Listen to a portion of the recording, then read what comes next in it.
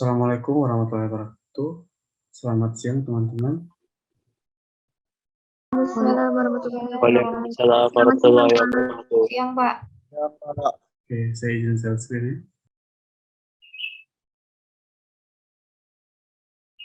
Pada pertemuan kali ini kita akan membahas terkait fungsi logaritma pada variabel kompleks. Nah, bisa kita langsung.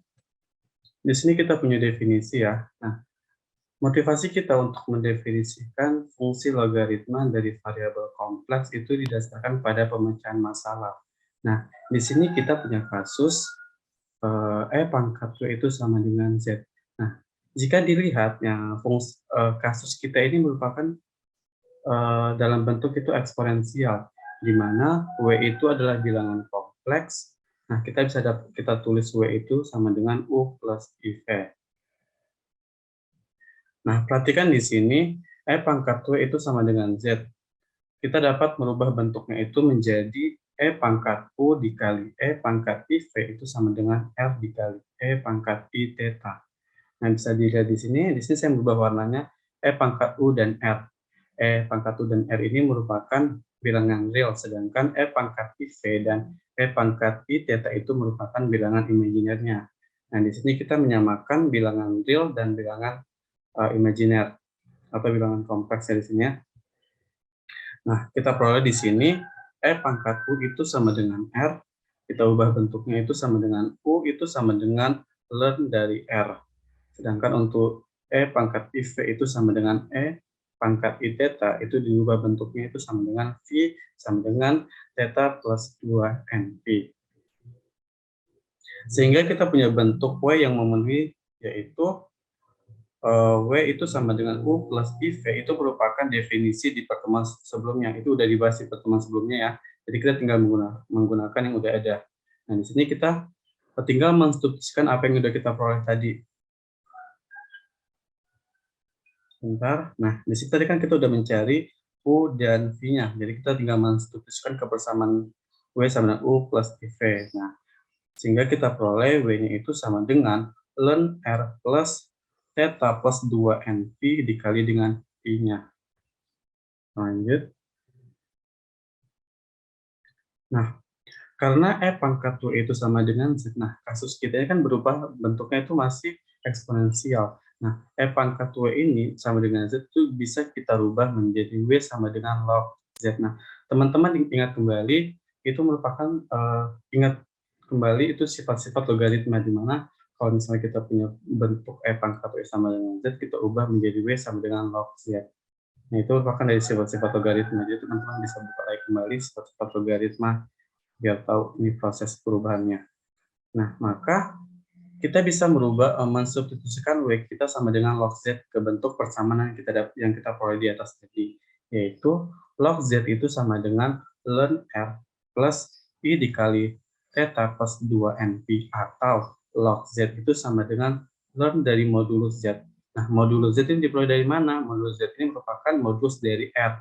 Teman-teman ingat kembali sifat-sifat dari modulus ya, plus I dikali argumen dari Z. Nah, theta plus 2NP ini merupakan argumen dari Z. Ini udah dibahas di pertemuan selanjutnya. Jadi teman-teman bisa buka lagi bukunya terkait ini, argumen Z. Nah, jika kita punya nilai utama dari log Z terjadi, itu nilai utama dari log Z itu akan terjadi ketika N kita 0. N-nya 0 itu yang di sini, N kita di sini. Dan dinotasikan oleh log Z. Log Z di sini dengan L besar itu dengan log Z yang di sini itu maknanya beda ya. Kalau misalnya log Z di sini itu untuk semua nilai-nilai, karena kita di sini kan punya N.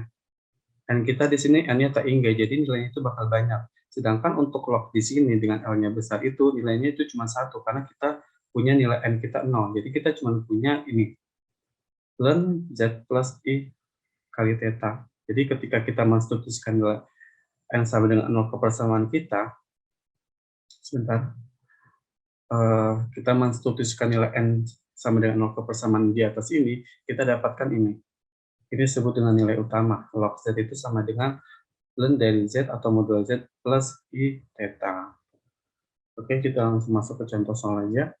Di sini kita punya jika Z itu sama dengan min 1, min akar 3I, gimana sih caranya kita merubah bentuk bilangan kompleks ini ke dalam bentuk logaritma atau log Z?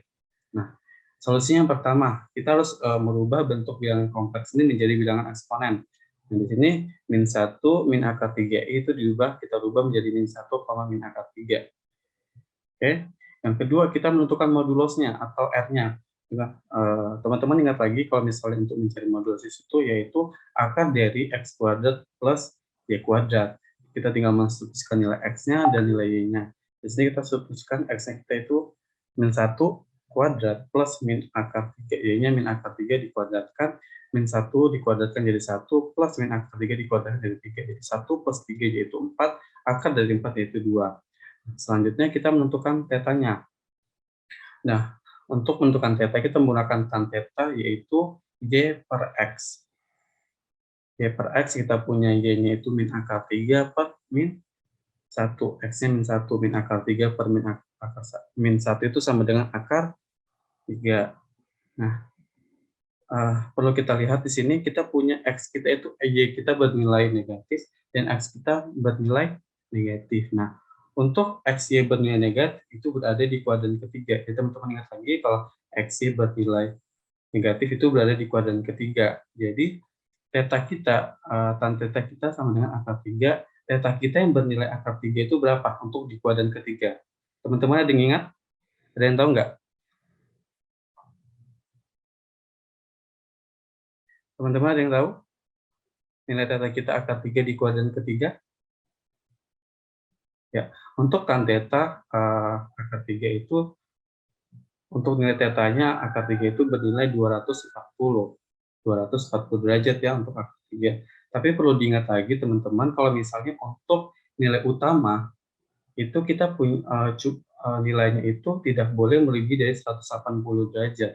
Jadi misal kita punya tan theta kita 240 derajat, itu bisa kita konversikan ke bentuk lain, atau dengan cara simpelnya kita punya theta 240 tinggal kita kurangkan saja dengan 360. Jadi 240 kita kurangkan dengan 360 itu hasilnya min 120 derajat atau min 2 pi per 3. Oke, di sini kita udah punya R kita itu sama dengan 2 dan theta kita itu sama dengan min 2 pi per 3. Jadi kita tinggal mensubstitusikan kepersamaan yang kita udah peroleh tadi di atas ya, yaitu log Z itu sama dengan ln 2 plus I dikali min 2pi per 3 plus 2NP. Jadi teman-teman bisa ini masih bisa diubah ke bentuk paling sederhana lagi teman-teman ya. Oke, sekian dari saya, semoga bermanfaat. Saya akhiri. Wassalamualaikum warahmatullahi wabarakatuh. Waalaikumsalam warahmatullahi wabarakatuh.